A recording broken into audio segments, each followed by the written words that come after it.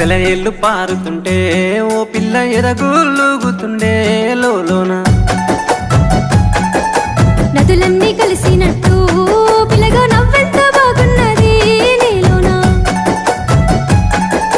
గాజుల సప్పులు గలుగల్లు మోగంగా గజ్జెల పట్టీలు గంతేసి ఆడంగా వరిగడ్డి మోపు ఎత్తి ఓ పిల్ల వయ్యారి నడుము పవే ఈ వేళ సిగ్గు